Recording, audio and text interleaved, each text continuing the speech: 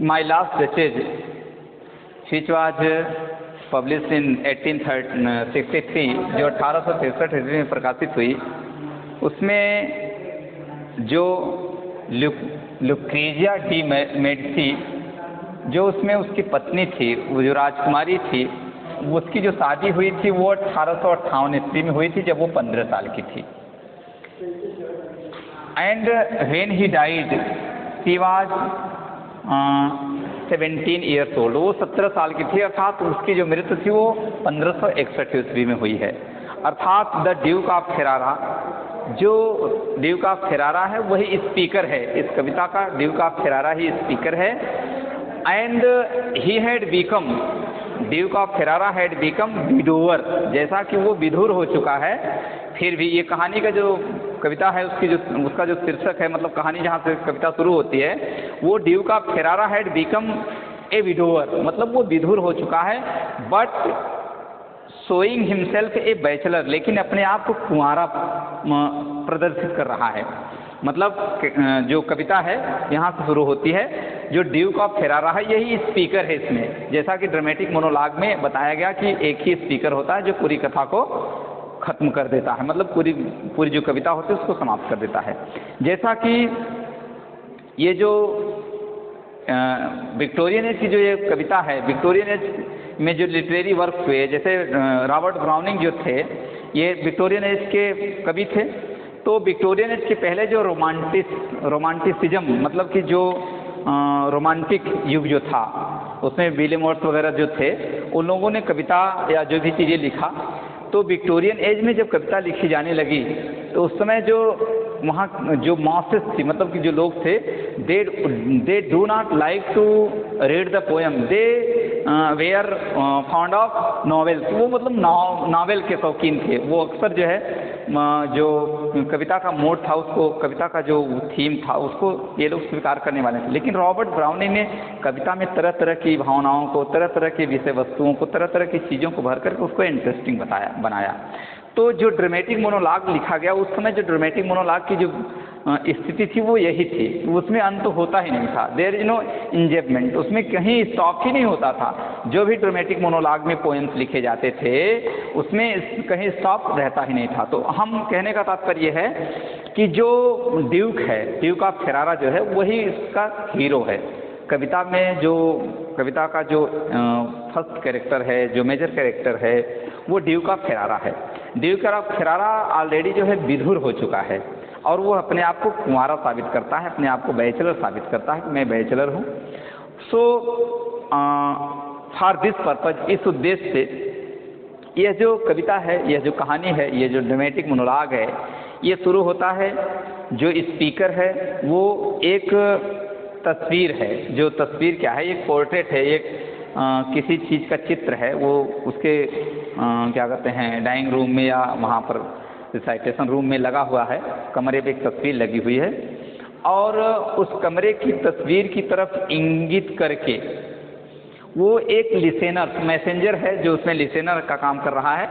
वो लिसेनर है जो बगल के नाइबर कंट्री से, जो पड़ोसी देश से आया हुआ है। पड़ोसी देश का एक राजा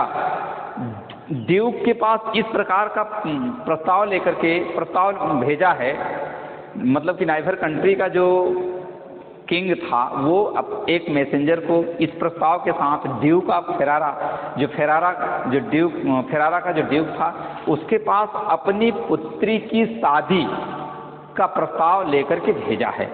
जब वो अपनी पुत्री का प्रस्ताव लेकर के अपने मैसेंजर को ड्यूक के पास भेजता है, जो फेरारा का ड्यूक है, मतलब उसके पास जब भेजता है तो वो आता है, मैसेंजर बैठा है, मैसेंजर ही लिसेनर है। इसमें दूसरा जो कैरेक्टर है वो लिसेनर है, मतलब वो सुनने वाला श्रोता है, और पहला जो है वो ड्यूक ऑफ फेरारा है, वो स्पीकर है। तो वो मैसेंजर जो है उस पोर्ट्रेट को, that is my last duchess painted on the wall, एक दीवार में लगी हुई तस्वीर की तरफ संकेत करते हुए बताता है। और वो बताने के पहले उसमें दो और जो कैरेक्टर हैं, एक है क्या कहते हैं कि पेंटर है, जिसने उसको पेंट किया है, मतलब कि वो जो दीवार पर जो पिक्चर लगी हुई है, डचेस की जो पिक्चर लगी हुई है उसको जो है वो पेंट किया है, मतलब उसको नक्काशी देकर उसको बनाया है। तो इस प्रकार से कहानी शुरू होती है। तो अब कहानी शुरू होती है तो इसमें थोड़ा सा अब हम पैसेज का आपको सहारा लेंगे, पैसेज के थोड़ा सा माध्यम से आपको थोड़ा सा इसको समराइज करते हैं। तो इसमें पैसेज में क्या बताया जाता है थोड़ा सा, that my lost duchess painted on the wall. वो जो ड्यूक है, Duke is indicating towards the portrait of the duchess which is painted on the wall, which is connected on the wall, and it is praising about the duchess who is praising, or the statement or the statement of the praising, statement of the praising is saying, uttering by the Duke of Ferrara on behalf of, on the middle statement where the listener or messenger who has come from the neighbor country is sitting, he is indicating to him and indicating toward the portrait which is connected on the wall। मतलब कि दीवार पर लगी हुई तस्वीर के बारे में लिसेनर से बताता है कि देखिए ये मेरी पत्नी थी, ये मेरी बहुत अच्छी पत्नी थी, ये मेरी अंतिम पत्नी है, वो मेरी अंतिम पत्नी का चित्र है। और उस चित्र के नमूने के बारे में, उस कलाकृतियों के बारे में उस लिसेनर मतलब कि जो पेंटर है, मतलब जो फ्रा पेंडोल्फ जो नाम का जो पेंटर है, जिसको उसने बहुत ही सजो करके बनाया है, उसको उसके बारे में बताता है कि इस पेंटर ने, फला पेंटर ने, फ्रा पेंडोल्फ ने इस तस्वीर को इतने अच्छे ढंग से बनाया है, जैसे ऐसे लगता है कि जैसे वो जो उसकी डचेस है वो अभी जीवित है। उसी संदर्भ में ये कहता है कि फ्रा पेंडोल्फ जो है वो पूरे दिन व्यस्त होकर के उस पिक्चर को बनाया है, ऐसा वो बताता है। और उसकी आँखों की गहराई, चेहरे की लालिमा या उसके जो भी आकर्षण हैं, उसमें वो मैसेंजर जो बैठा है उसके पास में, उसको यह संकेत करते हुए बताता है कि इसको पूरा दिन, फ्रा पेंडोल्फ पूरा दिन लेकर के इस चेहरे की लालिमा को, आँख को, गहरी आँख को, अच्छे चेहरे की नक्काशी को उसने बनाया था। और उसको ये जानना चाहता है, मतलब कि वो ये कहता है कि जो कोई आता है मेरे सामने वो जरूर जानना चाहता है कि ये इतनी सुंदरता, इतनी सुंदर ये कैसे थी। हालांकि ये प्रश्न नहीं करता है लिसेनर, जो है वो किसी प्रकार से पूछता नहीं है, वो जो स्पीकर है वही बार बार ये अपने आप में ही प्रश्न करता है। क्योंकि ये ड्रामेटिक मोनोलॉग के मोड में लिखी गई कविता है, तो ड्रामेटिक मोनोलॉग में जो कैरेक्टर होते हैं वो तो अधिक होते हैं, but the nature of the dramatic monologue is only one speaker is speaking all thing. पूरी कविता को वही स्पीक करता है, कौन? जो स्पीकर होता है। तो वो कहता है कि लोग आते हैं तो ये पूछना चाहते हैं कि इस कविता को, इस चित्र को, ये जो डचेस की जो तस्वीर है, जैसे लगता है कि डचेस जीवित है, इसको किसने बनाया है, क्यों बनाया, ये हर लोग सवाल करते हैं, ऐसा वो बताता है। हम आगे दूसरे स्टेंजा में बता रहे हैं।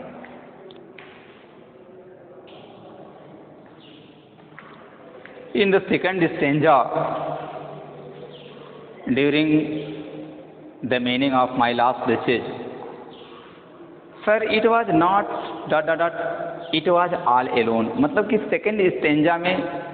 उसकी जो परिस्थितियां हैं, मतलब कि जो कविता की परिस्थितियां हैं, स्पीकर लिसेनर के सामने क्या बोलता है, क्या कहता है, उसको थोड़ा सा एक्सप्लेन करना चाहेंगे। Pay attention what I am teaching before you, before the student. Sir it was not, it was all alone. कवि यहाँ पर ये कहता है कि she was sitting in the portrait, he is indicating, he is saying to the messenger, but messenger does not disturb, does not say anything।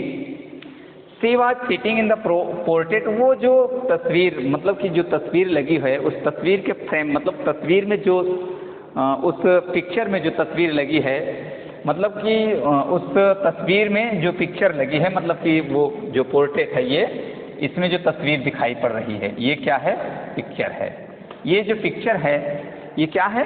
उसमें ये देखा जाता है कि her gown had come on her wrist. कवि जो है speaker जो है, ये जो स्पीकर है, he is not the poet. ये स्पीकर एक दूसरा ही कैरेक्टर होता है, वो पोएट के बारे में नहीं बताई जाती। ऐसा इसमें है कि ड्रामेटिक मोनोलॉग भी पोएट है। इसमें ज़्यादा बताया जा रहा है, वो संकेत करता है वो तस्वीर को दिखा करके, इस तस्वीर में जो मतलब उस पोर्ट्रेट में जो उसकी तस्वीर है, उस तस्वीर में ये देखा जा रहा है कि उसका जो गाउन है, it is a kind of dress which has come